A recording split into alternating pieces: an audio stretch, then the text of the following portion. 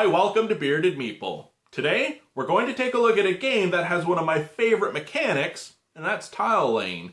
But another thing I like to do in a game every now and then is the chance to screw someone over. It's for 2 to 6 players, ages 14 plus, and it plays anywhere from 30 to 90 minutes. It's brought to us by Grizzly Forge Studios. It's Sabotile, Isles of Hexoté. Let's take a look at it. The board is rather large. You will need a significant amount of table space to play. Each player will have access to a number of common tiles to use in the game. However, you will start with 11 tiles that are specific to your tribe's color. You are attempting to maneuver your spirit animal beginning at your village, traveling along the tiles to the temple to collect a totem. You will then bring it back to your village and check the totem to make sure you've collected the proper one to win.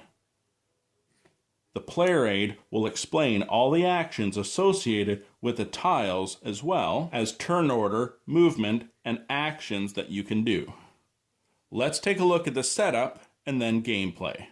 Actions associated with the tile range from adding new tiles to the board, not being destroyed, swapping players' locations, swapping totems, destroying tiles and surrounding tiles, and more importantly, viewing any totem.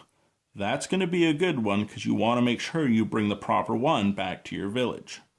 Actions on your turn are take a tile, pick up a totem, place a tile, attempt to steal, sacrifice, and receive a gift from the gods. You mix up the totems and randomly place them in the temple. Beginning with the starting player, you will go counterclockwise, each player placing one tile. You do so until each player has 3 tiles remaining. You then, counterclockwise, will place your village and your animal spirit. The game's ready to begin. When it comes to movement, you will roll the die and move your animal spirit along the tiles. Every time you move, it must be to an adjacent space. You can move up to the total amount. So if I roll a 4 but only want to move 2, that's fine.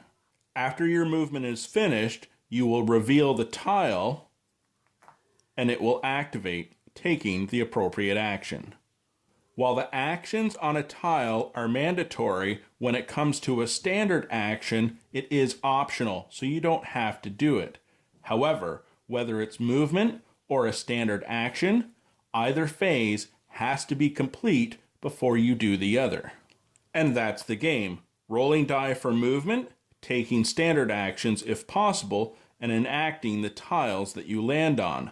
Manipulating the board to stop your opponents from getting their totems to their village, all the while trying to capture the proper one, bring it back to your village, and win. And that, my friends, is Sabotile. I love tile-based games, and I thought this one was fantastic. The tiles are different enough that they'll vastly affect gameplay.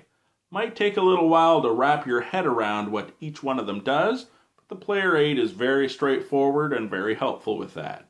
There is definitely a chance to screw over your opponents in this game, so for those of you that like that aspect, you're really going to like this. I thought it was awesome. I hope you get a chance to check it out. I'll talk to you again soon.